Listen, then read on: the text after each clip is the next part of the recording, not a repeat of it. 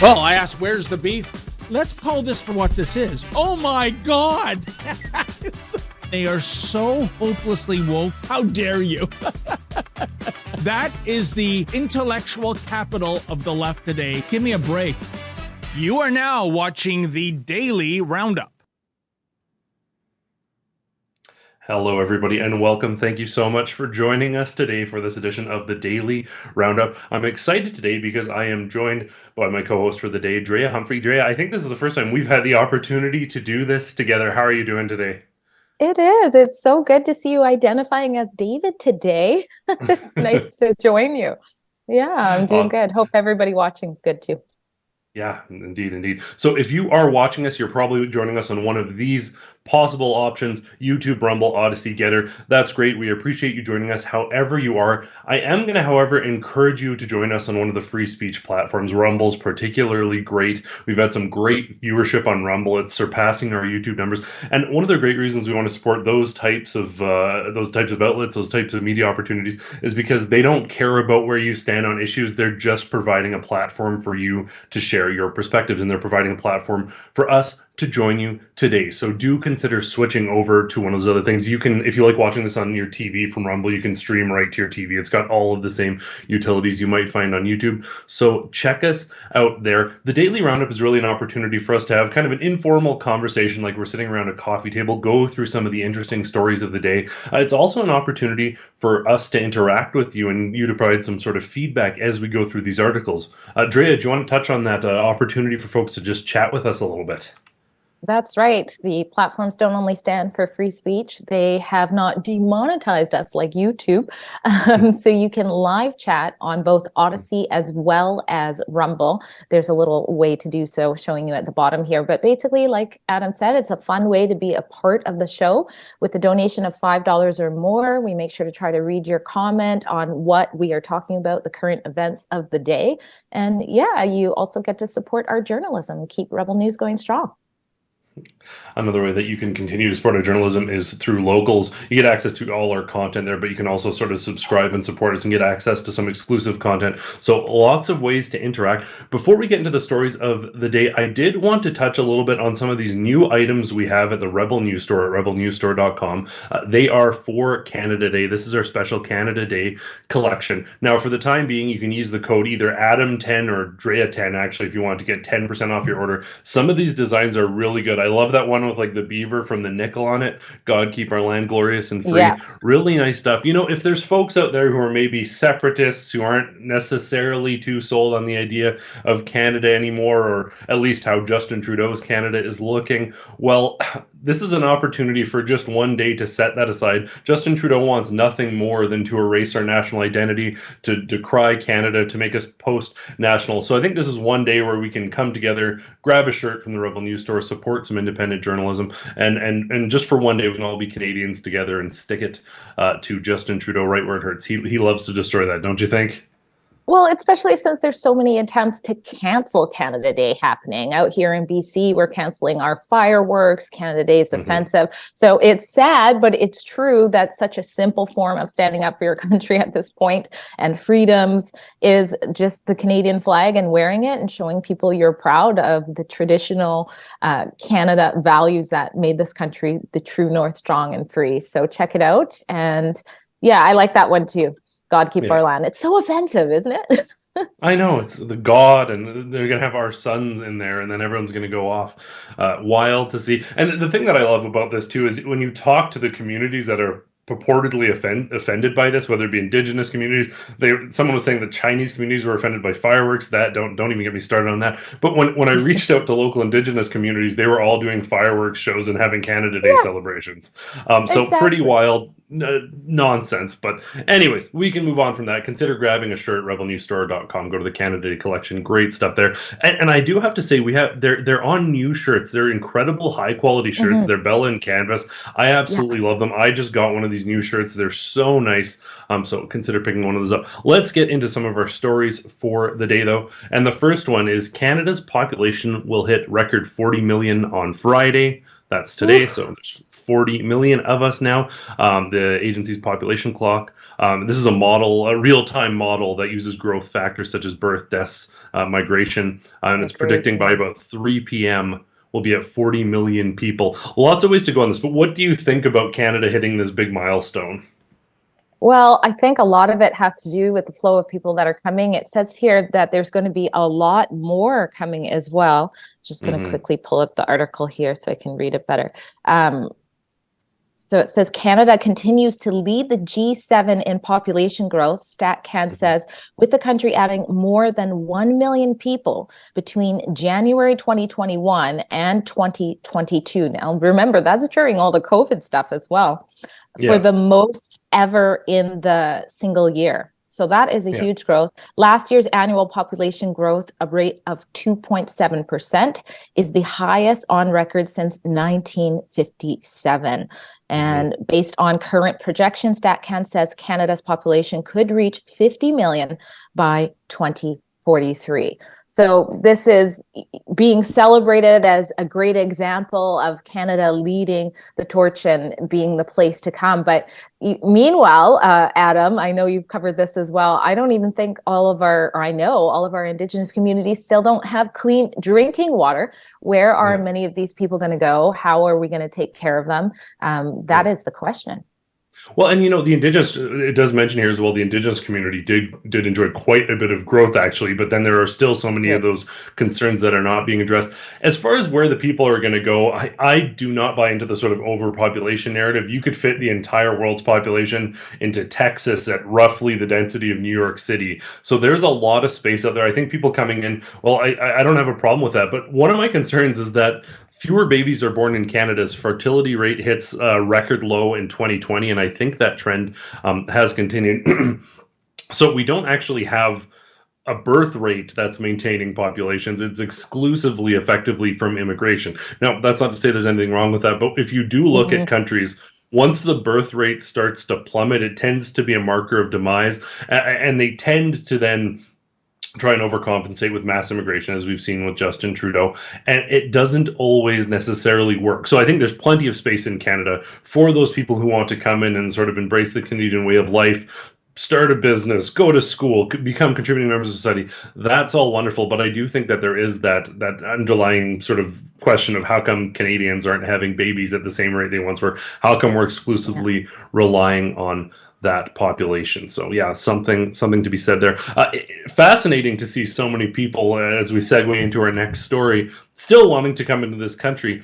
As another article says, things are getting worse. Canadians of all stripes fed up with government line on crime, drugs. Every single demographic, a clear majority of respondents say the Canadian justice system is too generous with bail and too lenient on violent criminals. This is something that we have talked about at length. And it should come as no surprise with our Help Not Harm campaign about just drugs effectively being handed out, drug paraphernalia being handed out. Criminals very often it's the same people being arrested over and over and over, immediately released. Police are left in this futile state where they're trying to get drugs off the street, and then the government is putting free drugs back on the street. They're arresting people who are committing crimes, and they're immediately being released. This is what we see in some of these cities that have just descended into chaos, tent cities, fentanyl, zombies running the streets. It's absolutely wild to see. Now, some provinces, I know you're in BC, it's terrible. Right. Alberta is pushing back. There's a sort of Alberta model. They're reinforcing. What do you make of this as someone who's in probably one of the worst provinces for this type of policing, this type of enforcement, this type of drug management? You know, it's really sad. It seems almost like a smokescreen of sorts, because if you're not really looking at it or you're not living in these areas, you think that, having these drugs available, perhaps that is doing a good thing. I know a lot of people talk about Amsterdam and say that it worked out there, but the core problem here is it's not addressing the main issue, which a lot of times is co-occurring disorders like mental health as well as trauma that's happened to people. So you can't, it's a Band-Aid that isn't correcting what's happening and helping those communities very much. And that's what really concerns me when I look into this. I just want to mention, in case people don't know, great documentaries coming out from Aaron Gunn. Vancouver is dying was very good if anybody's hasn't watched that yet. And also Canada is dying, and it covers a lot of these issues. I believe he's screening that on Twitter. So it really, really is sobering to look at what's happening. But yeah, I am proud of Alberta. Actually, I was born in Alberta, so but no, I'm proud with the plan that you guys have. Correct me if I'm wrong. Maybe you can summarize it better for people who are just tuning in. But basically, if someone becomes a harm to themselves, they have to get the help they need. Is that correct? Yeah, effectively. So what can happen, and there is sort of a judicial process. It isn't as though people are simply being snatched up off the street. Right. But if there is a pattern of sort of self-destructive tendencies, if a police officer, a court official, or a member of a family is like, this person is on a self-destructive path, and it's very similar. There's precedent for this. So for mental health crises, there's very similar things. For a number of other sort of situations, there can be court interventions that effectively ensure that these people receive the support they need. And it's funny, some people will characterize this as sort of overstepping or over controlling. And to me, this just seems like the polling is clear. Canadians are fed up with this type of approach. The progressive policies tend to be like superficially caring, like, we want to make sure that the drugs are safe and provide this opportunity, but no one would do that to their own family member. No one would do that to someone they love. No one would do that to a friend. That's called enabling. Yeah. Exactly. So I, for one, am very happy to see the government actually stepping up and looking at human being not as sort of as a demographic or as some way to score virtue points, but actually as a human being who needs care. And I'm actually heading out to the Adolescent Addictions Recovery Center with Dr. Vos, who's one of the sort of top doctors on this, on Monday, and I'm gonna go through their facility. But they've created 10,000 new beds. The UCP, they've reduced the $40 a day fee that was there before. So legitimately, you could get free drugs, but if you wanted to go into recovery, it cost you $40 a day. That's what was happening before the UCP changed this. So it's absolutely, isn't that horrible? It's horrible, and it's wild to see. So some sanity returning, people pushing back realistically, as we can see by the numbers. Most Canadians aren't in support of this. This is ideologues and disconnected academics pushing these ideologies. So Canadians, I don't think, are buying in. Canadians really tend to look out for each other. Like anytime there's something going really bad, whether it's the fires we've seen, flooding, whatever it may be, they tend to band together. And I think that the current drug situation is one of those crises, and you could probably testify to this, where it's getting to the point where it is a cultural sort of broad spanning crises that Canadians are rallying together around. Yeah, it's not uncommon, especially in Vancouver. If you work there, you travel there lots, to see somebody overdose and be Narcan back. We have Narcan kits in our house. I took the training. I was in healthcare, but the point is, there are people who are doing this cycle over and over. It's almost like the prison system, going in and going out, going in and going out. There needs to be the other avenue and focus on help. So absolutely. Yeah, good to see some positive things being done. On that note, we're going to jump to a very quick ad break, and then we're going to come back and we're going to talk about China.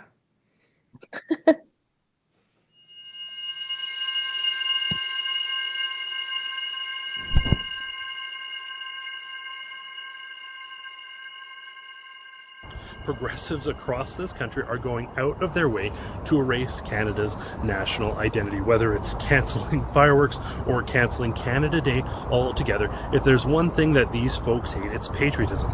So why not support our independent journalism and stick it to the progressives who would love to cancel Canada Day by going to rebelnewsstore.com and purchasing some of our incredible Canada Day themed gear, like this shirt I'm wearing right now. Again, you'll be supporting our important work, and you'll be sticking up for Canada's national identity, rejecting progressive cancel culture, and saying, no, we are indeed Canadian. Again, go to rebelnewsstore.com.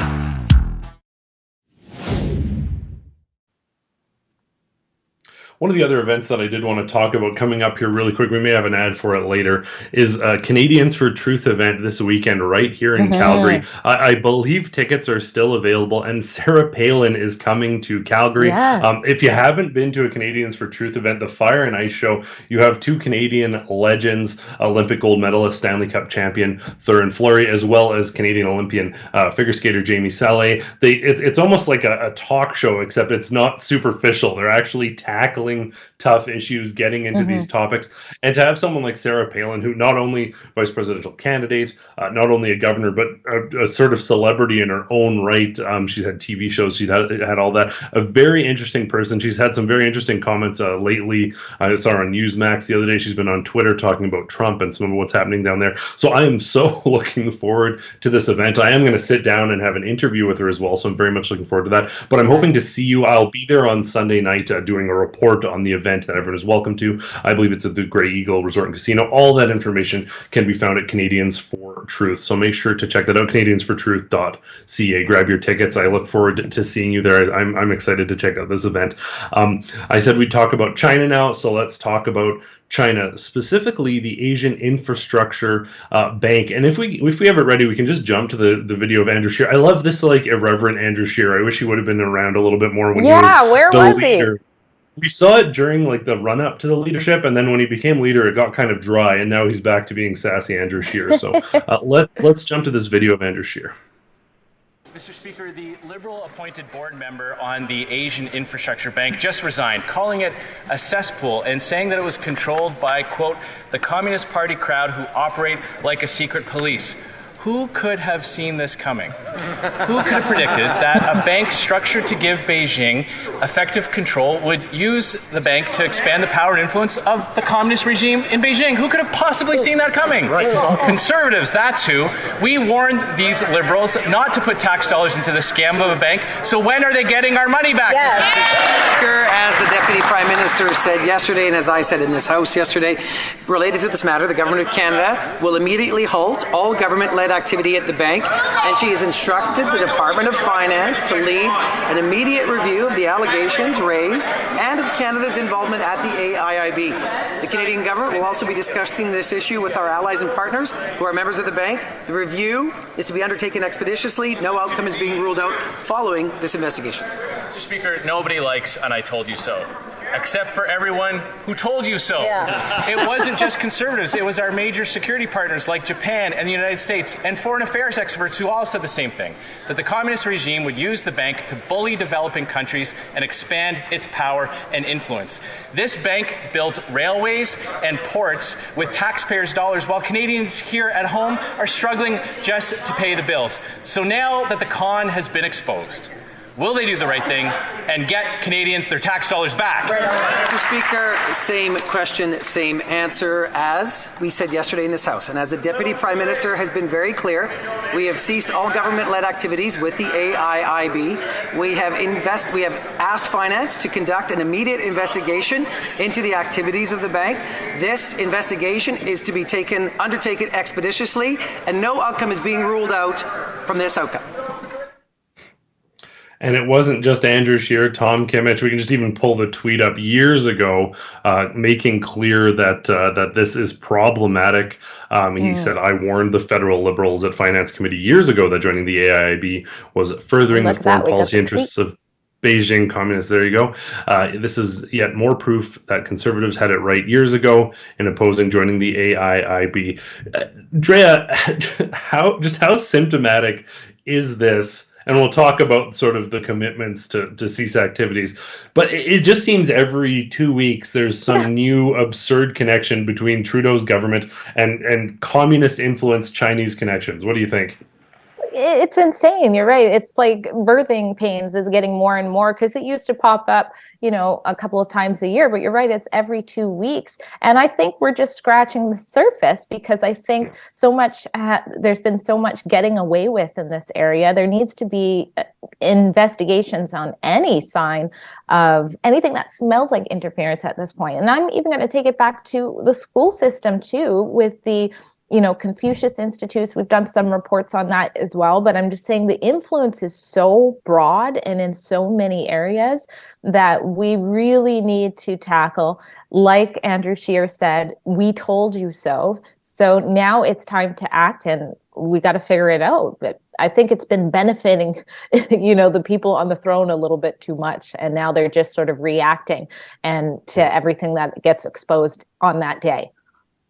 Well, I think that they really just think Canadians aren't going to look into this and they're going to get away with this. I remember a couple of years ago, it was like, oh, like $1 billion missing on infrastructure projects. Like, that's not normal. Governments used to fall on like $80,000 spending scandals. Now, McKenna's like, oh, we can't find this $1 billion. The other thing that's incredibly interesting here is I actually have an interview coming up with Marco Navarro-Eugeni of the Halted Research Institute, and he breaks down, you can go back to the national defense threat that was the truckers and how quickly the government mobilized against them while Chinese police stations were operating here. Yeah. There was donations coming en masse from a Chinese community within BC to the Montreal constituency office of Justin Election Trudeau. Election interference. It goes on and on and on. They are so intimately married to them. And then it always seems to be like someone, we're going to have David Johnston, a Trudeau board member and a longtime member, friend of the Trudeau family. He's going to look into it. The other thing that I found interesting too here, and I don't know if there's some sort of one sort of governor is appointed from each country and it tends to review from the government. There could be nothing to this. But if you go to the AIIB Board of Governors, you can find Chrystia Freeland's name there. So that surprise. You think these people might have enough jobs? She's on the board for the World Economic Forum. She's apparently on the board, according to their website, for the AIIB. You'd think as Deputy Prime Minister there'd be enough to do, but it seems that the enough to do is basically placating and accommodating the absurd wants and demands of the Chinese government. Exactly. Like, when is she finding time to do her job that we all pay her to do? And that's, we should definitely dig into that further, but it's not surprising to me at all to see Freeland is on there. Good catch. Yeah. How can this be, and how are there still, we're going to talk later on towards the end about how Canadians want a new prime minister, but how can it be that people are still going along with this? People are willing to turn a blind eye. They're willing to pretend the Conservatives are supervillains when this stuff is going on. We're talking about a Chinese regime that is one of the biggest human rights violators. And then it goes beyond that. These people, all they talk about is the climate and human rights and gay rights and all this other stuff. All their business, everything they do accommodates a regime that is completely opposed to all of those things. Canada's pollution contribution is borderline negative with the amount of trees we have. If our entire population disappeared, nothing would change. Meanwhile, you look at countries like China, India, that are the mass producers. Like, every time we shut down a coal factory, they make 8 of them, and they have kids working in them. It's surreal, and there's such a disconnect. There is. And when you ask, like, how is this happening? My theory on that, it has a lot to do with where people get their information from. So you have a lot of people that don't follow the news, number one, but it's kind of like that marketing where they say the average person has to see something 7 times before they want to buy it. So when a scandal like this happens, it's sort of contained for those who read the news and whatever the state preferred media will cover of it. But then everything else is drowned out. Like you said, the green agenda or whatever, they hear that 7 times over and over, whether they're just scrolling on social media, it pops up in all these different ways. So it's that the truth and the concerns over this issues just get drowned out by messaging of the actual agenda.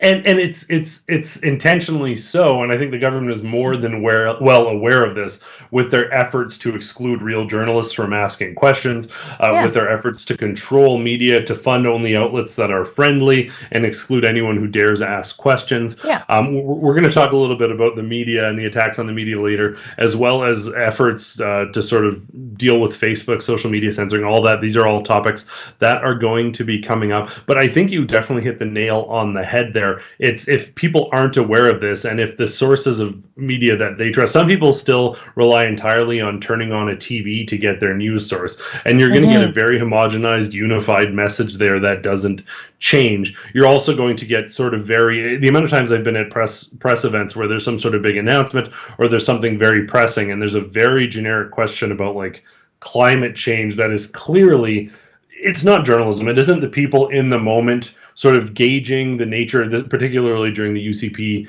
and NDP, the recent election. You would sort of gauge what the announcement was about, and you'd ask a relevant question. It is so apparent from these mainstream outlets that they're told what the question is going to be in advance. And that it's very canned. It's the eastern slopes, or it's the whatever it may be. There's some sort of environmental angle on everything, and these aren't the issues that average Canadians care all that much about. They're issues that the Trudeau government and that the bosses at some of these big media outlets are pushing. Yeah, it's something else. It's horrible. I mean, when you actually get into the media pit, if they'll actually let you in. I've experienced things like I had Trudeau's security detail come up and ask me when he was in Coquitlam out here if I'm going to be asking a hard question. We put the audio of that in the report. It's like, aren't you supposed to be making sure no one's going to assassinate, our prime minister? You're coming over. Your main concern is what type of question I'm going to ask. And of course, I said, well, I'm going to ask a question that the people want to hear. And then there's all this, even when you're there, they have it all organized on who's going to go out. There's no way you're going to get to the mic. And if you do, they're just going to hit the button, which has happened before as well. They're just going to mute you.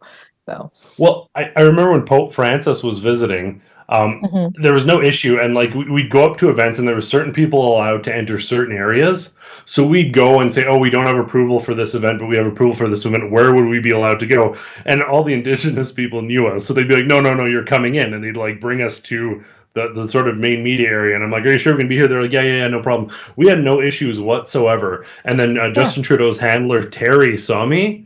And then all of a sudden I get a call from the organizers and there's a whole thing. Like I was like literally like the local Indigenous people escorted me here and told me to be here. And then Terry's little handler, the government, Trudeau's sort of media handler calls, and all of a sudden there's all these calls and interventions. It is absolutely wild to see what is going on in this country. The other thing, and I was talking to a couple of journalists about this the other day though, but even if we look back to the provincial election here, sort of one of the key issues with Jason Kenney was his commitment that there would not be a vaccine passport, that it was made illegal and it's completely impossible. He made that promise to me, and then he brought back the restriction exemption sort of program, which was a vaccine passport, right after telling me he would absolutely not do that and that was not going to happen. That became one of the key issues, and I suspect it's one of the key reasons that made national headlines. It was sort of the top headline in every newspaper.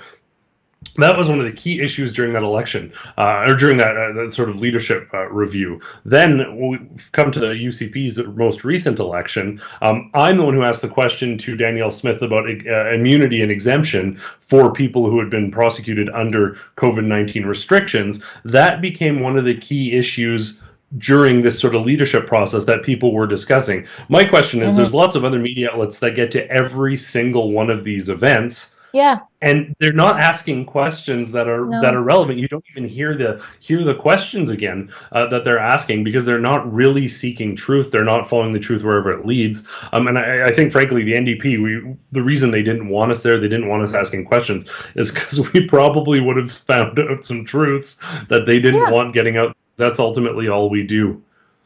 Well, let me know if this has happened to you. It's happened to me, and I notice it's happening more frequently. I mean, not every week, but maybe once every couple of months, where a journalist from another outlet, and of course I won't out them because this is a good relationship, it gets stories to you, is actually sort of telling me stories. Like, did you see this? And it's because they can't report on it, but they know a Rebel News reporter will do it. So that's happening to me more frequently, and it's a good relationship to have. But I feel so sorry for them that they're so stifled. And of course, the public that's watching state preferred media, Most of them just think that they are neutral, that they are telling you both sides of the story, that that's their goal. They kind of just trust how news is always supposed to be. And they, of course, don't follow the money or anything like that. So it's very concerning, but I would hate to be in that position of not being able to report on an important story because it doesn't fit, the cabal at the outlet. Yeah. Oh, absolutely. The amount of times, especially lately, because you'd see every day during this campaign, I'd go up and ask a good question. You'd even hear like people murmuring like, "Oh, get this," or Rick Bell would lean in with his recorder and turn it on because he's like, "There's probably going to be something here." But lots of the people who perhaps like sort of the on-screen talent at some of these main networks who perhaps in the past were a little bit dismissive or condescending would come up, and I don't even necessarily know their names, but they'd come up and say, "Hey, Adam, how's it going? Man, that was crazy what happened at that NDP event." Or they'd talk to me about a story we did. So I think that the tide is turning. I think very much so. They very much, it is the hand that feeds, and Justin Trudeau is probably leaning towards the end. The NDP hasn't won, and I think some of these people were cluing into that. So they're very much sort of spirit of the age. They sense the tide turning, so they're going with it. But frankly, welcome to the team. I don't care if you're joining for whatever reason you're joining. If you're coming over to the light and doing some real journalism, asking some tough questions, well, that's what this country needs. I don't think BC's anywhere near where you guys are. I mean, the issues you raise, we had the same lies happen out here. It wasn't exactly a political doctor, Bonnie Henry, saying we'll never do vaccine mandates. That would be so divisive. But, you had the politicians supporting her, of course, the premier at the time, Horgan, as well as the health minister, Dix. Nobody brings up those issues at, elections. No, most of the people in British Columbia have no clue that there is still a blanket mandate preventing thousands of healthcare workers from saving lives simply because they didn't get the jab. And they don't know. I even did a streeter when I went down outside of Premier David Evy's office when people were trying to have his MLA seat recalled. And I just asked people walking on the streets. They had no clue. And the only ones who had clues were the ones who had lost a healthcare worker. They're like, yeah, I know that because I don't have my doctor, or my doctor doesn't work in this area anymore, or that was the only time. So it's not quite an issue out here, unfortunately, like it is there. But I think the tide will continue to start to change. You guys can lead the way. That's a perfect transition. I do want to talk about another healthcare related story, but I think before we do that, we're going to jump to one more ad break, and then we'll get back to it with one of the ways that Alberta is leading the way on the healthcare front. But we'll jump to a commercial first.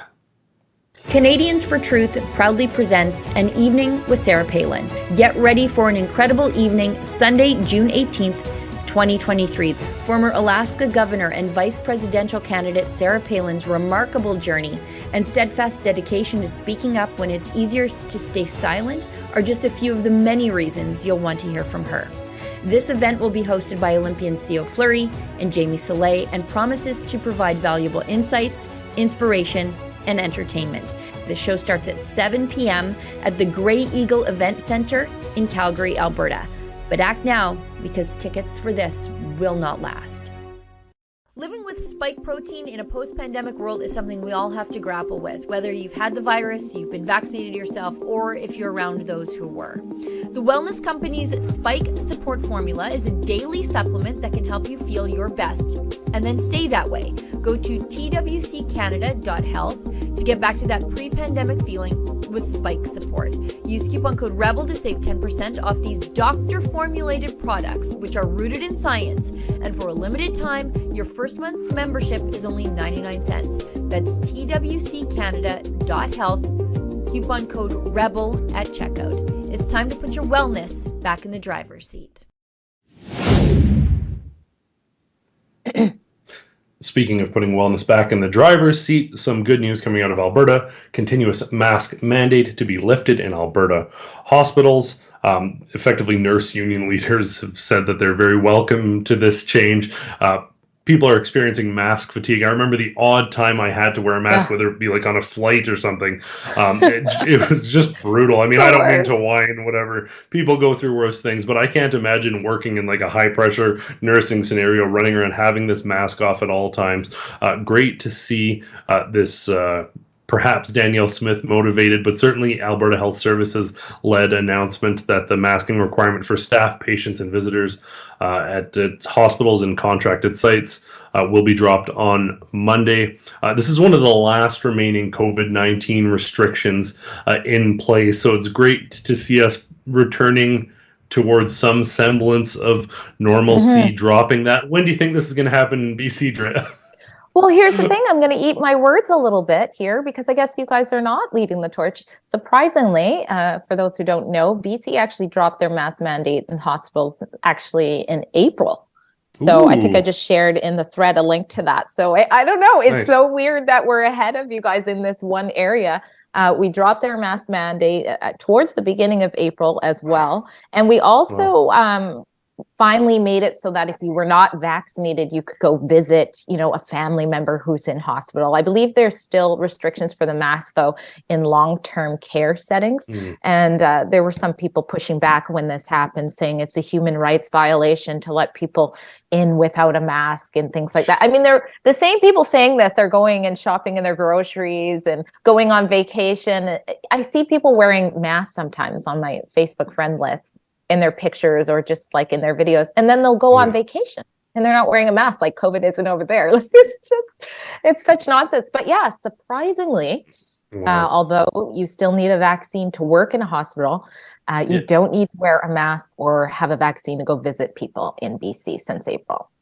I'm surprised to see that. It almost seems like they're looking at some science-based evidence. Now, is it true? Is it still every 3 or 6 months doctors have to get boosters in order to keep working in healthcare?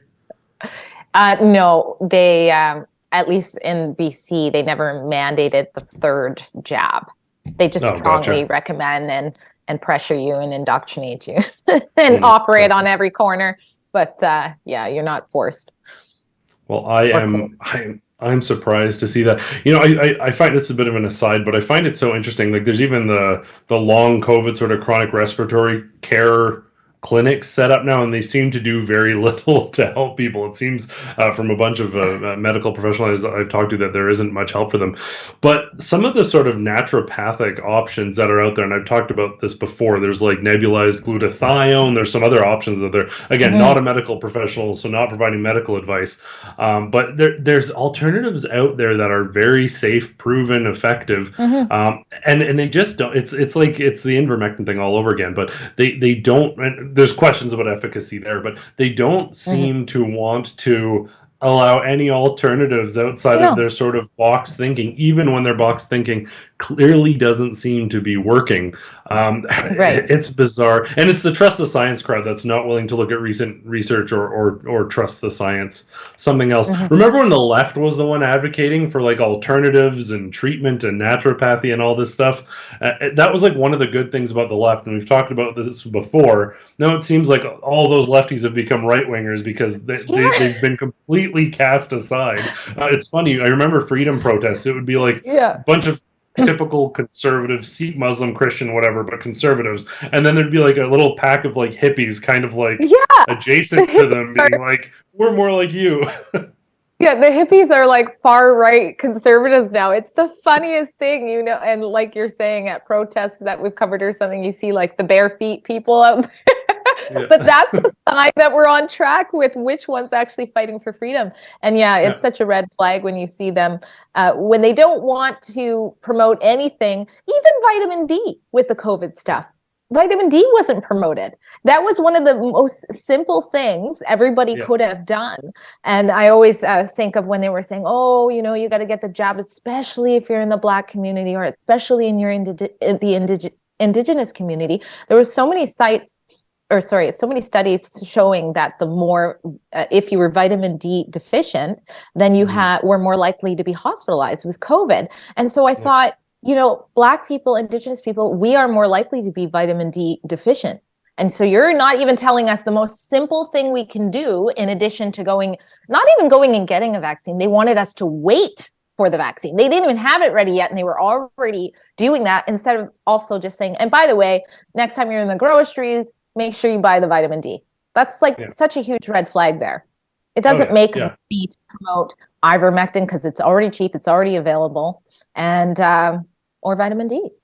Yeah, well, and vitamin D, like for if there's any questions about efficacy with ivermectin, which there is, there seems to be some sort of evidence that there are benefits, but it's not like a clear-cut slam dunk, here's a win. Yeah. Conversely, like vitamin D is absolutely, like, we're generally a vitamin D deficient society, and it's extremely safe, extremely affordable, readily available. You can just go grab this. The other thing that they didn't talk about, because apparently it's a great blaspheme to question people's health, but the risk of hospitalization if you were obese or generally unhealthy was much higher. So literally the best advice and the most self-evident advice possible would have been take vitamin D and go exercise, which are both things that aren't only good for you if you're talking about something like COVID-19, but they're good for you, period. They didn't want to talk about that. That was the type of thing that would get you banned off of Facebook. Yeah, speaking of which... One quick thing, our top doctors, out here, Dr. Henry, making close to 400,000, they wouldn't tell people to exercise and do vitamin D. And also, I don't know if you've seen this push to sort of glamorize being obese. I'm getting a little off topic, but that seems to be happening. And it reminds me again of the hippie comment because they want to eat healthy and eat right. And, oh, no, you have to embrace obesity now. That is the in thing. That's diversity. That's the way to go. Yeah. Well, and it's so funny, even the folks like Joseph Bourgault over at Canadians for Truth, when he was running for office, one of the things that he was proposing was it would almost sound, and this is what most people would categorize as like sort of a God-believing, right-wing-ish sort of political entity. Well, lots of what he was talking about was eating healthy organic food, getting off the sort of pharma cycle, moving back towards healthy things. That a couple of years ago would have seemed awfully hippie-ish, but now it's conservative saying maybe we should just eat fresh local farm food and get back in shape. Yeah, something else to see. So, but like I was saying, that posting anything like this for the longest time, even now potentially, could get you banned off of Facebook. And we want to talk about this. And there is some new information coming out that may change this a little bit. But Danielle Smith took to social media to point out that she'd received a temporary censorship on Facebook by Meta. So the new sort of development on this, if this is true, it's troubling. She said something to the effect of, for a premier of a province of 4.3 million to be banned. There we go. We can just read it. Big tech and government censorship is being a danger to free speech around the world. My Facebook account has been banned from posting content for a few days as the premier of a province of 4.6 million Albertans. If they can prevent me from communicating with you, imagine what they can do to any one of us, regardless of our political leanings. We must all stand against censorship. So, shocking, troubling to see. What Meta has said in response to this, though, is that effectively she wasn't banned, but one of the content sort of moderators, as you know, on Facebook, if you have a public page, you can appoint people to post. What they're saying is one of the other people had a strike on their account, and when they went to post, they were being restricted, but she could have posted the whole time. Now, that's assuming you believe Meta entirely, but I could easily see a content manager going, oh, I was banned on my page. I'm going to log over to here. So it'll be interesting to see. I don't know if they're going to reply. Maybe this was a bit of a fumble on their part, and they're like, why can't we post? There's a strike against the page. Meta saying it would have been against that specific account. But regardless, politicians, I saw a video on Twitter the other day. We won't be able to pull it up. It was just a random shot, but you can literally see like terrorist organizations still have access to Facebook or Twitter. Exactly. And Trump was banned, and one of the sort of millennials in this little video clip say like, well, did the Taliban violate the terms community guidelines? As though that's the principal concern. It's so ridiculous. And actually, I got banned for a very long time. I can't remember how long, for not retweeting because it was on Facebook, but taking a screenshot of what Trump, when he was basically saying like, let's keep things peaceful on January 6th. And I put that on. That's all I did. was just with the photo of it. And they banned me, I think, with 2 weeks for a month. And another thing, I guess that makes sense. I could see that happening where it's the actual poster who had the strike and got banned. And especially if that's who's predominantly doing her posts, then it would make sense that they thought their whole page was limited. But, you know, Facebook should explain that better. But I had a page that I was sort of, you know, ranting. It was before I was with Rebel, but right after the COVID stuff. And I was like finding all this stuff right from like sources like CDC and the NCI.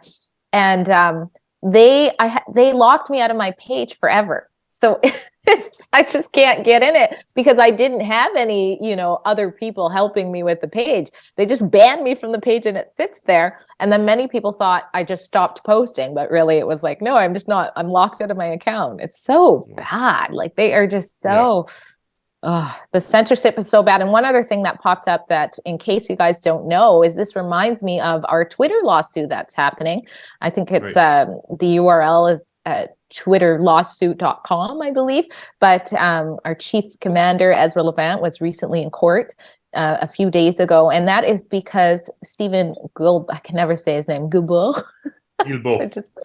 Right. He's blocking. So elected officials blocked Rebel News. And so that's another issue. Actually, comment. We haven't had a live chat yet. So if you want to comment and weigh in on what you think of that on Rumble or Odyssey. But this is just another example. You have, you know, big tech has the ability to kind of shut you out. But also Rebel News, I think we're the largest independent media outlet in Canada. And you can have elected officials in Canada say, no, I'm going to give everybody else the information that taxpayers want to know and need to know, except for you guys. So yeah. Speaking of which, let's jump to this video talking about while Canadian officials are blocking us and making sure we, through the CRTC, don't get access to all the same content Americans get.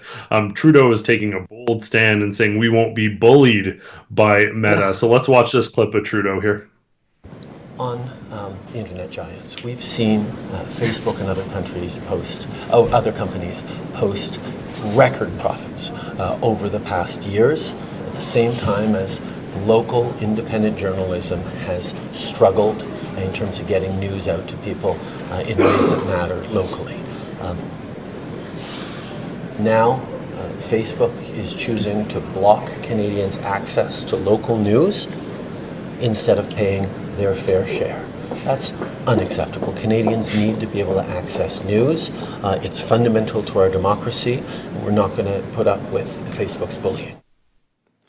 This guy just says like the opposite of everything he does. Like, I know. Thanks to this new policy from Justin Trudeau, Rebel News is getting lots of money from the government. I really appreciate it. No, we're not, by the way. It's ridiculous.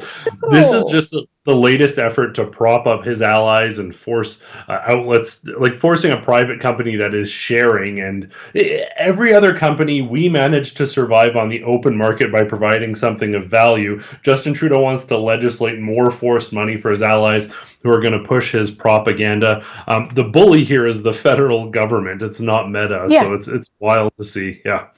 You're right. It's so confusing. It's like when he started talking about standing for, freedom of expression and stuff after what happened at the trucker convoy. And you're like, what is going on? And that's why he had such a tough time going out to Europe in their parliament. That's where it was. Actually, he was telling them about democracy and stuff like that. But I'm so confused because there's the C11 online censorship bill. And I believe, correct me if I'm wrong, but Facebook sort of pushed back against that. And now you have him doing this. Like it's very confusing to keep up with. But if his lips are moving, I don't weigh too much into it. No, and that's a sentiment that is being shared. We've got another video here. 81% of Canadians want a new prime minister. He's always saying that he's going to support Canadians. Well, that doesn't seem to be the case with 81%. My question here is what are the other 19% thinking? How can people still support this guy? I have some family members in the 19%. I'm ashamed to say, but I just want to let you know, if you have little kiddies in the room, there may be some foul language in this video we're about to show. Mr. Trudeau, 81% of Canadians now say they would like a new prime minister. You're always saying you'll support Canadians. Will you support them? Yes. How about an investigation? How about an open inquiry into election interference? Let the chips fall where they may. You need to learn some math. What do you think about? You've called us all far right. What do you think? What do you think now about Muslim families standing with Christians and Jews to fight back about your gender ideology being pushed in school? Yeah. There were some good questions in there, but I have to start with something that probably shouldn't matter as much as it does to me. But what is with the jacket hole? Like, what is he modeling on the way into there? He's so annoying. Like, look at this. Who walks like that? I don't know. I don't know. I didn't even process that, but that is so. I know. It's all so artificial. It's wild to see.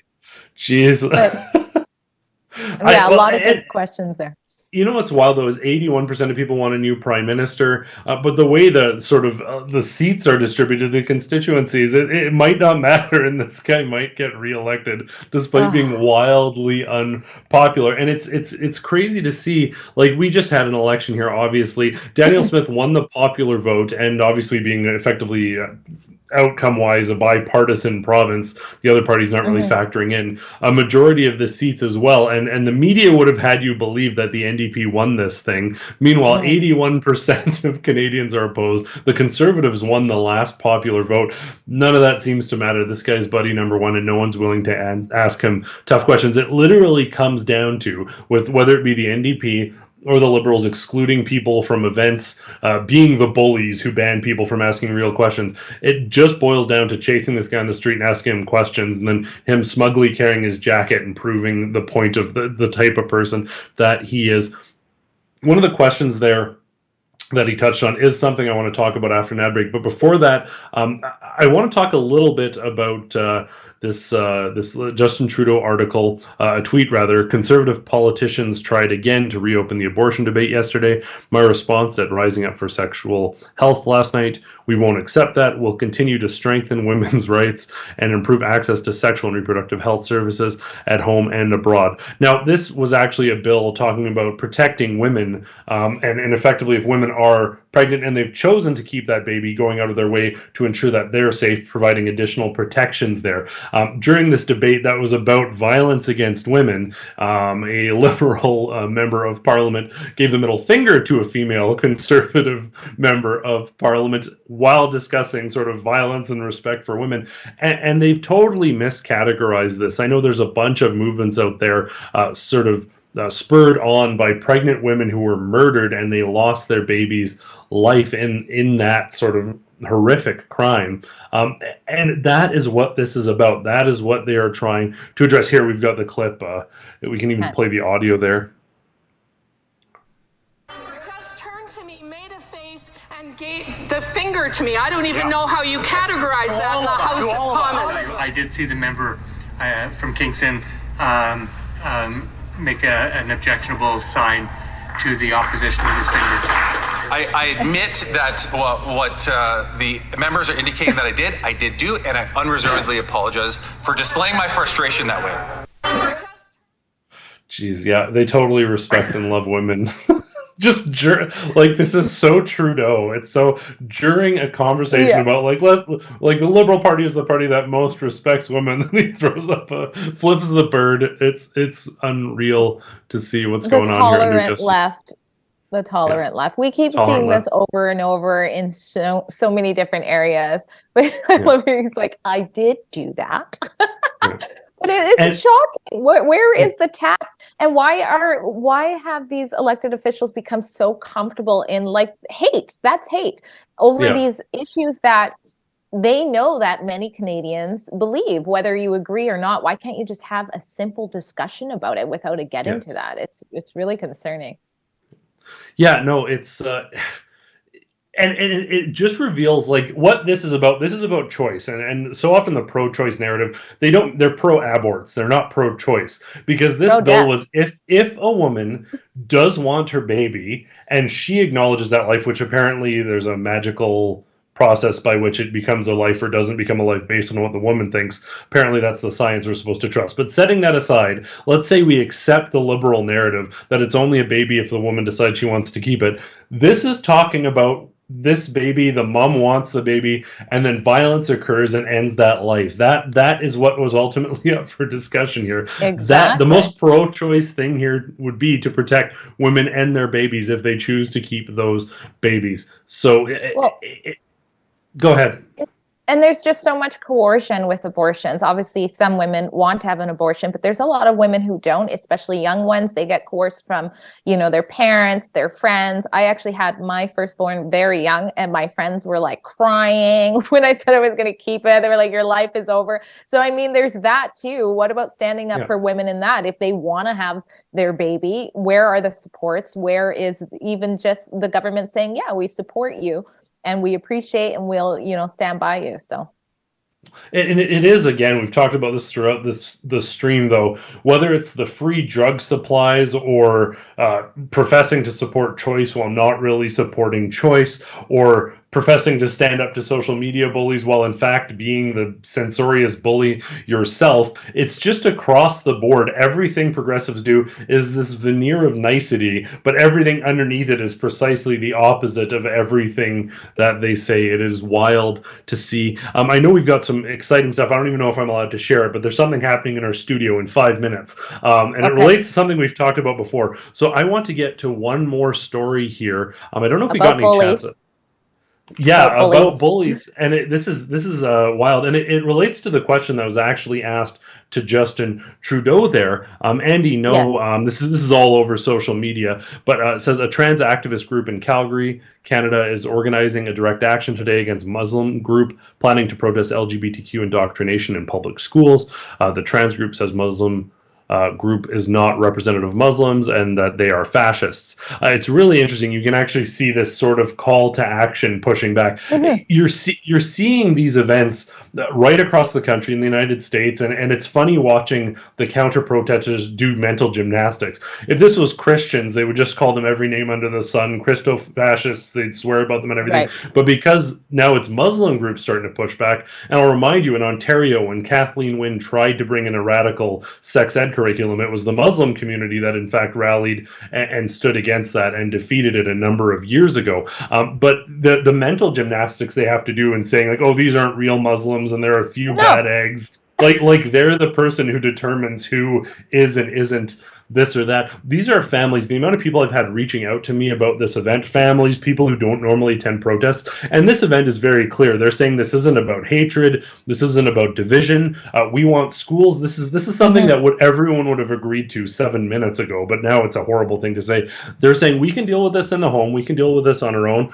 We want schools focusing on academics, teaching basic skills. We don't want them pushing the latest fad, gender ideology that is clearly brand new and unsettled science, even if you're a staunch advocate for it. This is a relatively new invention.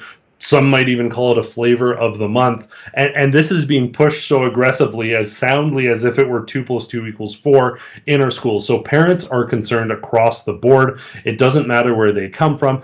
We will be there tonight covering this event. It is going, I think, there are a couple. I think there's 100 and some people confirmed just within the Calgary Muslim group that organized this. But I know other groups are coming as well. It's likely to be a turnout. And as we've seen, there is a sort of counteraction planned. It's taking place this evening in Calgary at City Hall. And the evening before a weekend, I could see things sort of escalating potentially. I'm sure there'll probably be police presence there as well. But we'll be there to cover it. Hopefully, talking to both sides, garnering sort of where they're coming from. But very interesting to see. Have there been many events like this out in BC? Yes, I think you're going to have a larger one, but we have Sikhs, Muslims, Jews, and Christians, and of course, sometimes even people from the LGBTQ community come together and protest these almost weekly. I've covered some as well, and we have the same sort of calls of protests against them. It could be from the anti-hate network or something called Community Over Convoys. That's usually who is doing the call, and very Antifa-like aggressive people show up. So I've covered that before, but I just wanted to point out real quick, and I know we're pressed for time here, this is diversity. Even on the poster here for the event that you're covering, it says people of all faith, Muslims, Christians, and people just to come together and protect our children's education. So it's a very diverse group that shows up. And how bigoted of it is to say, oh, you're not really real Muslims, and then tell everybody, people, it's just a bunch of fascists. And they also say that the group of Muslims are being used by Calgary Freedom Central to hide their bigotry. So how condescending is that to the Muslim people? And one thing I just want to finish on is this is representative of many Muslims. And there is a statement that went out. Of course, we've talked about it, but not the state-backed media, where tons of Muslim scholars and imams have come together and signed hundreds, including the Canadian Council of Imams, which is also 80 different imams. So, and their communities who have said enough is enough, stop with the indoctrination of children in schools. There's one of my kids talking right now. Wonderful. We do have one chat here, and as I mentioned, we do have a heart out, so I'll get to that. $5 from Ableist SL. What is Rebel News doing to keep bad actors out of the dissident right, such as grifters, the furry raiders, the AFPAC, the Sovereign Citizen Movement, etc.? Also, has Rebel considered expanding? Well, we are always expanding. We're hiring people. We're one of the largest sort of independent outlets within the country, and there are job postings available right now with Rebel News. We're also, as you know, international. We've got people in the UK, often covering stories in the United States, and obviously Avi in Australia. Now, we're a news organization, so our job is not to control or manage the right-wing protest arms. Our job is to report on stories and make that information available. So while if someone has an extreme perspective or is relaying inaccurate information, as responsible journalists editorially, we can not cover them, not bring attention to the work they're doing. But we don't actively intervene and manage these events. We don't run protests like this. We don't do the activism. What we do is cover these stories and bring them to you in a unique way, truly independent journalism, so you can bring your own sort of perspective to it. And if you decide to become active, well, that's on you. But yeah, our job is to report on what's happening, not to direct it. Would you agree with that, Drea?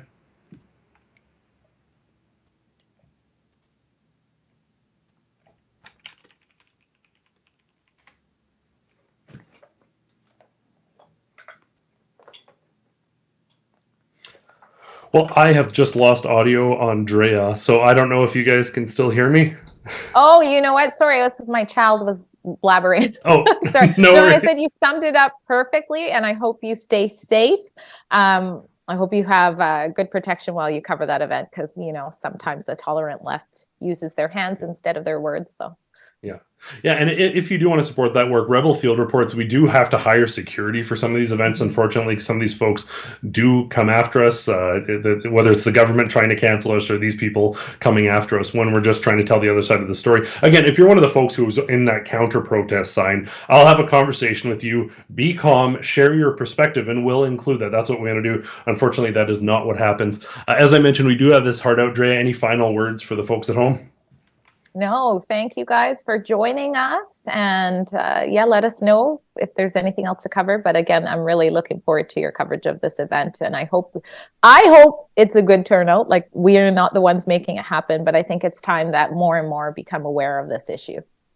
I think it will be. I want to thank everyone in our studio for their incredible work for making this possible. Drea, my co-host, thank you so much. You did a great job today. And for everyone tuning in, wherever you're tuning in, thank you so much for joining us. In the tradition of Dave Menzies, I'll sign off by saying, stay sane.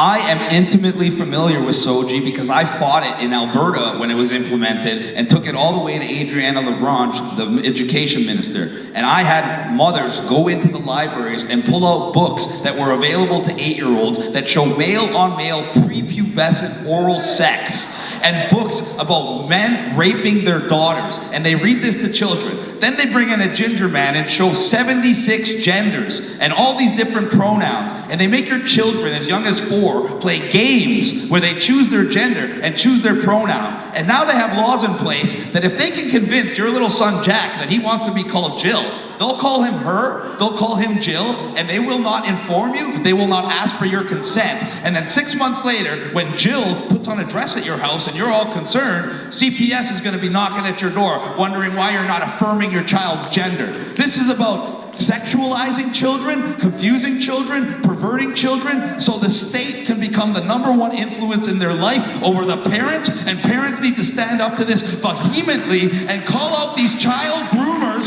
for what they are, and we need to enforce the laws that are already on the books. There is 171.1 and 171.2 against child exploitation. These are laws on the books, and they need to be enforced. Thank you.